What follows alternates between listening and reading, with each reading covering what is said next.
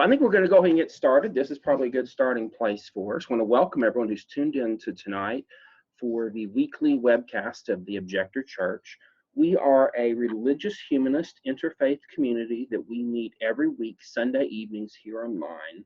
We do these via Facebook Live. You can always find us at objector.church is our website, but our Facebook presence is at facebook.com/objector.church. Tonight I'm over at in-laws' house. We're staying here for a little bit, kind of as a little mini vacation. So I'm in a different location for filming, but hopefully this will work out okay. So we'll see. So for tonight's webcast, let me give a little bit of introduction and then we'll get into the meat of it. For tonight, I'm going to be talking, kind of continuing the theme from the previous week, of talking about the importance of books and learning. And I'm relating that specifically to the Jewish holiday of Shavuot. And then in the latter part of this, we'll be talking about some announcements and also some conversation for us as a community. So I hope you'll stay tuned. Also, I'll mention I'm trying to make these much shorter, about 20 minutes max is our new goal. So we're going to try. What it means, I will not be checking comments along the way. We'll be checking them at the end if there's time. We'll respond to comments and questions along the way. But I think it kind of interrupts my flow if I stop a lot during the way. So I will not be looking at comments until the very end. So anyway, though, for those of you who are new to us, we are a religious humanist interfaith community. By religious, I'm meaning that we deal with the questions of ultimate meaning, identity, worth, ethics. But we're doing so from a place of humanism, meaning that we believe that humans should be in the driver's seat of our own destiny. We believe that the world, for good or bad, depends on what humans do. And as a community as a whole, we are agnostic on the question of God. Some of our members, like myself, lean a little more in the believing direction. Others of our members decidedly do not believe. What we have in common, though, is our belief that by we working together, we can make this world better. We're not stuck with how things are. Things can be different. And so because of that, from our perspective, we take an interfaith understanding of things, meaning that we look to the different world religions and philosophical and spiritual traditions for wisdom and guidance, but we always put them through that filter of humanism, asking, do these ideas, do these thoughts make life better for humankind? Does it make it worse? Does it make nature as a whole better or worse? In other words, we're looking at those big questions. And then finally, we have an interfaith orientation, meaning that we are open. We seek to understand from others. And so we're seeking to be part of the conversation about the big questions, which is the religious element, but again, doing so from not taking a dogmatic position. So anyway, this is what we're about. We have two congregations, one here in Oklahoma City. We meet on a monthly basis, first Sunday of the month.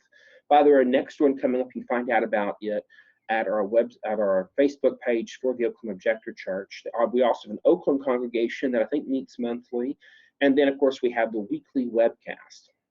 By the way, before I go on, I do want to mention, if you like what you're hearing in the weekly webcast, we are doing a fundraising drive that in large part will depend, the success will depend on whether we keep doing these webcasts on a weekly basis or not. I would love to keep doing them weekly, but finances are tight. And so a lot of it will depend on how the success of this fundraising campaign. What I'm going to do at the end of, well, I'll go ahead and share that now if I can, the fundraising campaign. And by the way, if you want to give a donation to the Objector Church as a whole, you can do that at the website objector.church/donate. What I'm sharing right now is a link. I do plan to for sure keep doing the weekly webcast through the month of June. After that, we may be switching to every other week. But I'd love to keep going weekly, just it kind of depends on the fundraising success. So anyway, though, so with all those preliminaries out of the way, I want to now move into our conversation for tonight. Last week, we talked about the importance of books and of library as democratic institutions in our society, as institutions that make the world better. Today, though, I'm kind of excited because last week, what we talked about last week really dovetails well into something happened on the Jewish calendar, in the Jewish spiritual tradition. The calendar right now is, this weekend was Shavuot. And Shavuot is one of those interesting, weird hybrid holidays. But I'm going to share a link, Wikipedia article, as always, about Shavuot is a good starting point for reading about this. Because I'm not going to have the time, I'd like to go into detail talking about Shavuot, but I will share that link in just a moment. But Shavuot is one of those weird hybrid holidays because its roots are lost to history and deal with a lot of mythology. There's certainly an agricultural element to its holiday, focusing on the wheat harvest. But how it ties up today, what it really, the meaning that's really become over time is it's a celebration of the giving of the Torah, the instructions from God at Mount Sinai.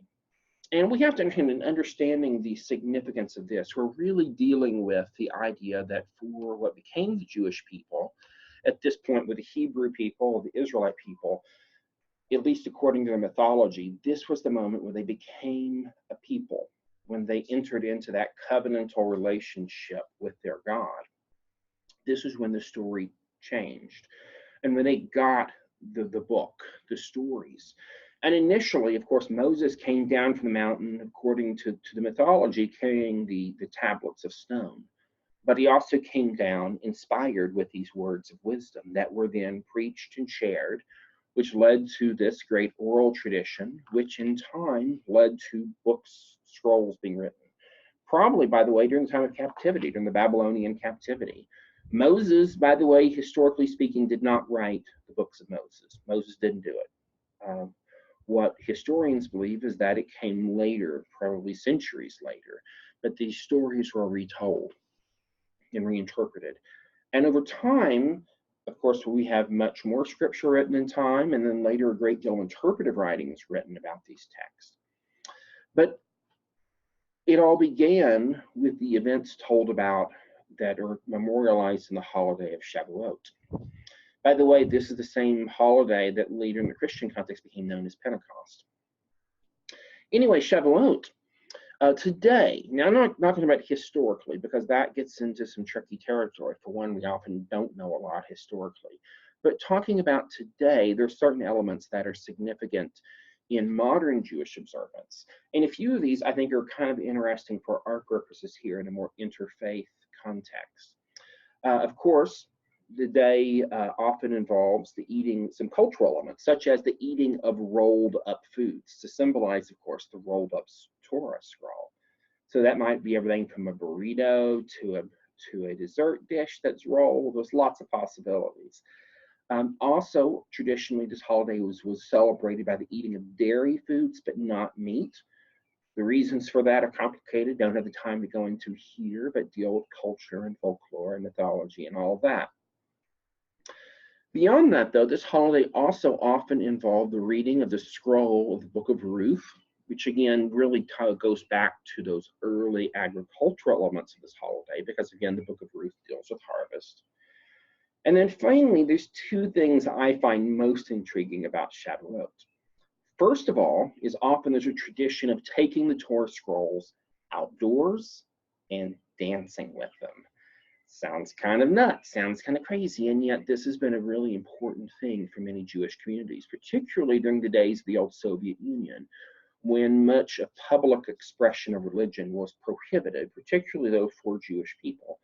Shavuot was a day of resistance when people, despite the punishment that might be suffered, people took the Torah scrolls outside in the streets anyway. They sang, they danced, they resisted. I find that kind of inspirational. But Shavuot also, another way it's been celebrated in recent years has been through all-night Torah study. And I should say it's not just the study of those 5 books of Moses, commonly called Torah, but it also is much broader, because the idea of Torah is bigger. It includes instructions, teaching. So it includes all of the rest of the Jewish scripture, but also really includes all the interpretive texts, like the Talmud and whatnot. And finally, it involves the whole of Jewish teaching. All of the oral tradition is part of the broader context of Torah. So because of that, for instance, a book I recently read, and I'll share this I don't have the link with me right now, but I'll share this later if I recall, remember the title of it later in the comments. Becky, if you're watching, you might post a link to it or the title of it about the Jewish holidays. But anyway, what they did in New York is the Jewish community as a whole would rent a big facility where they would have classes all night long on Jewish scripture and history and language, but also on cooking, dance, music. In other words, this broader sense of learning, of study. And I don't know, I find that to be a really fascinating concept, the idea of study as a religious thing, as a spiritual practice. And it's so interesting because so often we tend to think of study as something that's separate, something different, something very removed. And yet this idea of study as being a way of connecting with the divine, I don't know, I just find that fascinating. And that idea has really got my head spinning because I'm thinking about last week. Last week we talked about the idea of the summer reading programs that many libraries do. By the way, I'm real quick trying to pull up our comments. I know I said I wouldn't look, but I'm going to. I just want to see kind of if I knew how we're doing on the comments and whatnot. But anyway, last week we talked about that and the idea of how reading is something that's empowering, something that can lift us up. Well, I've thought about since then, last week and then getting ready for today, I've thought a lot about how that really in many ways, I think the Jewish tradition really is onto something here.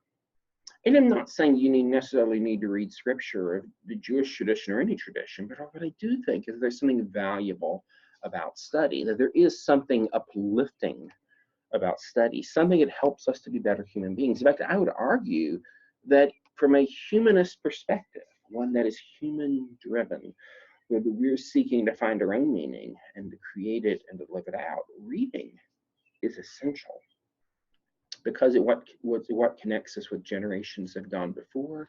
It connects us to big ideas, and it gives us the chance to be more than just passive readers, but to be active participants, to be actively engaged in conversation. And so that's part of the challenge for today, is for us to think about what does it look like in our context, in our time, to really dig in to study, into reading.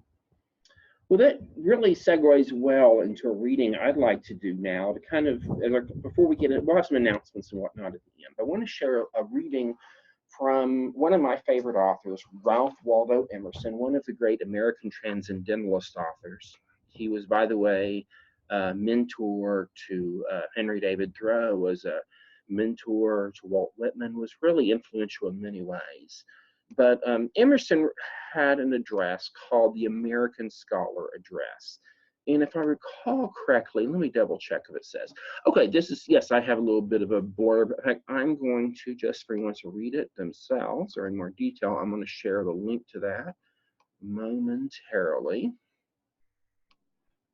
This is the American Scholar Address by Emerson.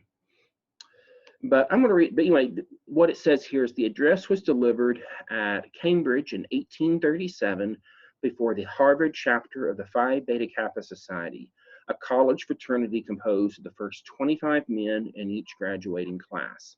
The society has annual meetings which have been the occasion for addresses from the most distinguished scholars and thinkers of the day. Now, 1837, let's set a little bit of context here. This would be about 50, 60 years after the American Revolution. It would be less than 30 years before the American Civil War. This was a time when the US of A was really figuring out who it was, and the answer was very much in question. There was a lot of looking back to Europe, but also a lot of sectional division between the evolving values in the North, far from perfect, but we're beginning to have some much more clarified positions on issues such as slavery. The South had a long, long ways to go, where slavery was an institution with tremendous power. And where the federal government was frankly not just sitting neutral, but actually taking the side of the South, doing things like enforcing the fugitive slaves law and whatnot. So it was a difficult time. Emerson's position, though, in this address was that the American scholar needed to have their own self-reliance, find their own answers, do their own thinking. This address is pretty long. I'm just going to read one section of it, where Emerson specifically talks about the role of books. And that begins in section 2 of this address. And so I'm just going to read, we'll see how the time lets us go, but we'll read part of this. Okay, so beginning with Emerson's words. And before I go on, let me check one thing in the comments real quick to make sure everything is still rolling along.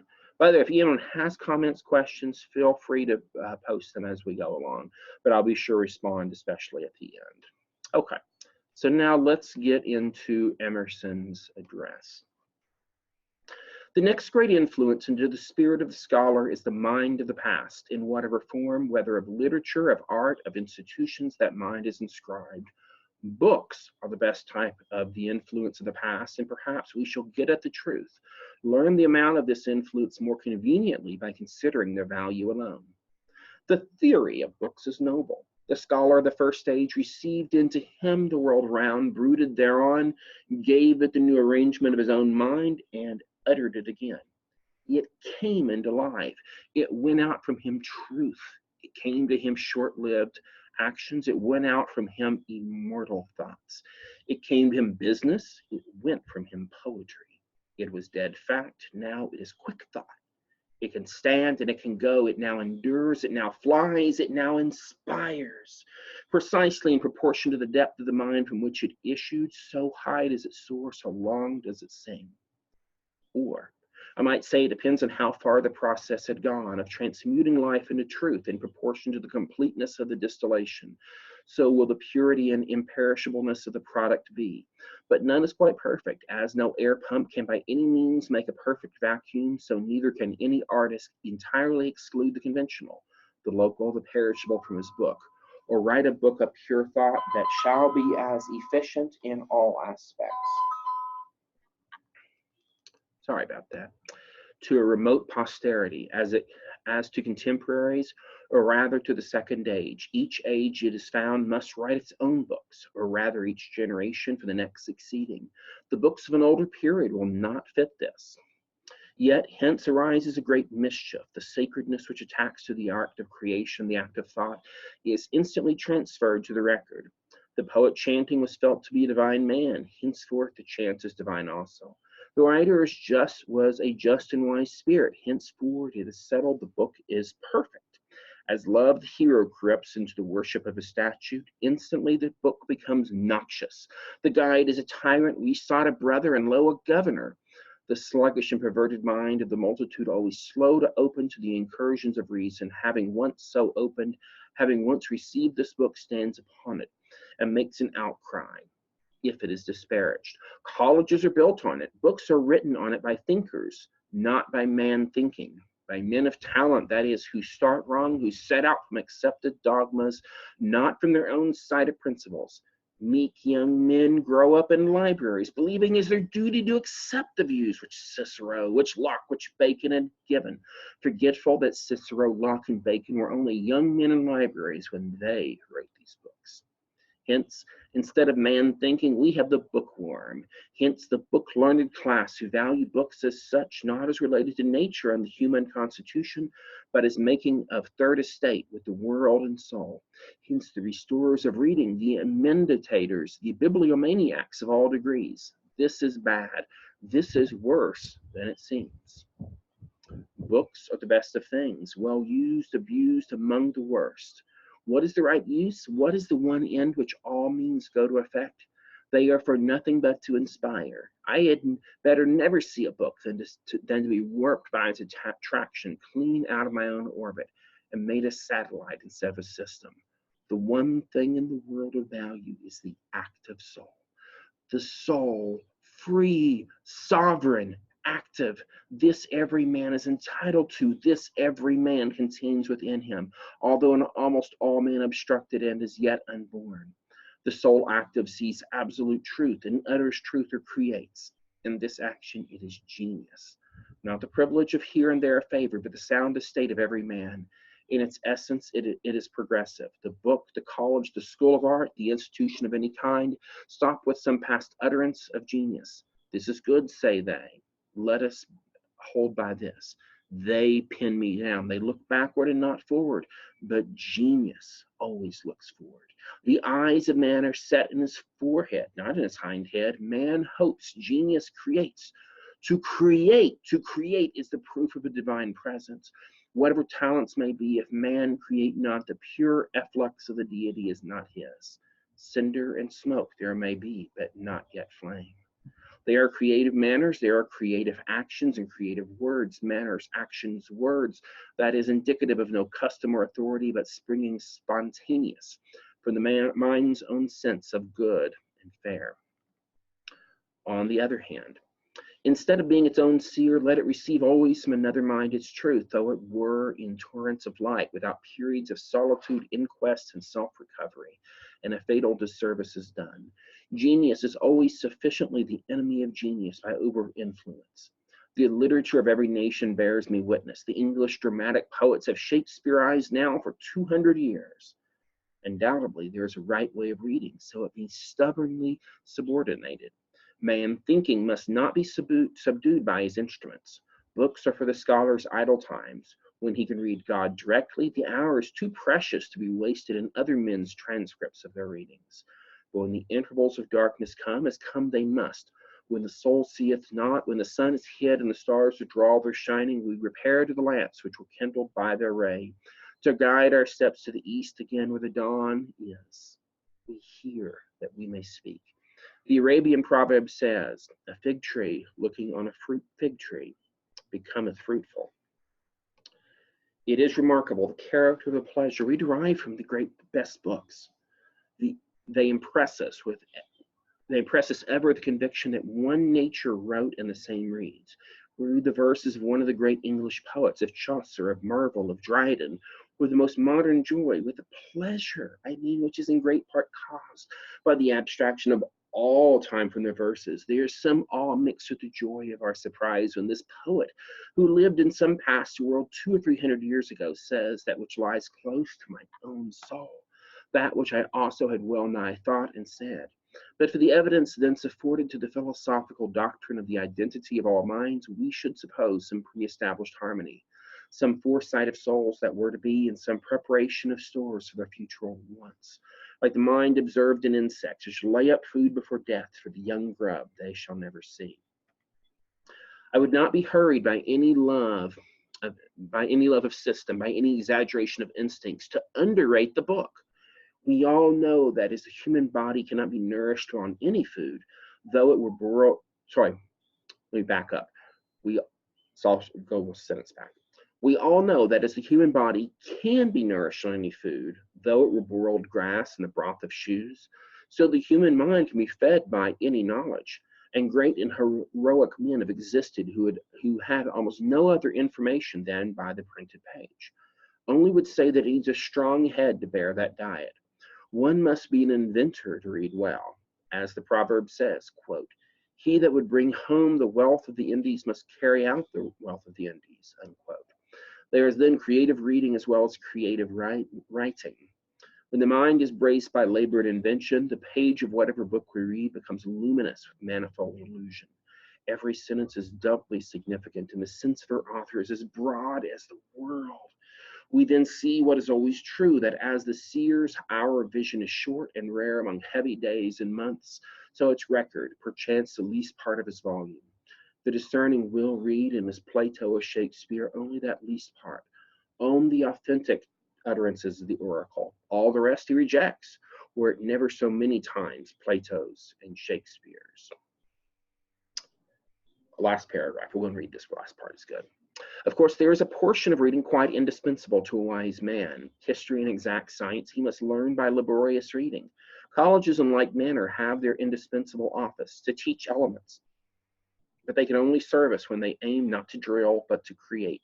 When they gather from far every ray of various genius to their hospitable halls, and by the concentrated fire set the hearts of their youth on flame. Thought and knowledge are natures in which apparatus and pretension avail nothing. Gowns and pecuniary foundations, though of towns of gold, can never countervail the least sentence or syllable of wit. Forget this, and our American colleges recede in their public importance. while they grow richer every year. That last sentence, by the way, is painfully true. You look at the amount of money spent in higher education in this nation and around the world, it's more than ever. And yet, is the quality of education better? Are students learning to think as free men and women? I would argue in many cases, no, tragically. Well, to me, what he really gets at to me is he's saying that, yes, reading is important, but it's more important that you think, that you engage, and you start to think critically and independently. So my challenge to all of us watching today, everyone who's a member of our community, a friend of our community, I urge you to consider what it means really to be a real humanist means to focus in large part in our lives in our own self-improvement, our own self-empowerment, our own self-purification, and becoming the kind of men and women that we yearn to be. But it also means yearning for that for our communities and our societies as well. And a key element, I would argue, is reading, but it's also engaged reading. And it is writing or speaking or whatever form of expression comes most natural to you. Whatever it is, it's important. And, in Emerson's prose, and he's a bit wordy, a bit dense. He uses a kind of English in his day that was common today, feels very sexist. He talks often about men, men, men.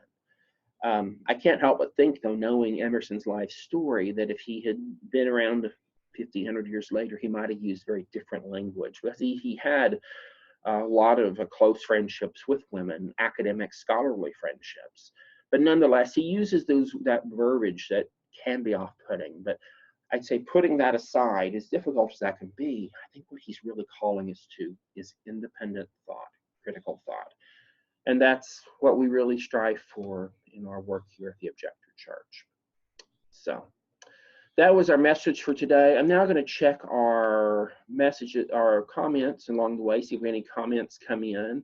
If you have any comments on the live webcast, please go and post them now. I'll be ending in just a moment or two. But if you aren't watching live, you're watching later, you have comments, you can always post them on Facebook afterwards. We do put the recordings up on our website later at objector.church, or you shoot me an email at james@objector.church. Now I've got a few announcements to share with our community. First of all, Oklahoma City Group will be meeting first Sunday in July. We're doing an event. Our events are going to have some of our normal stuff, but mostly we'll be doing a panel discussion on end-of-life issues. We have several speakers I'm really excited about. Louis Edwards, who's an experienced minister in several traditions, will be speaking from the Final Exit Network. I will be speaking about issues as relates to law and end-of-life issues.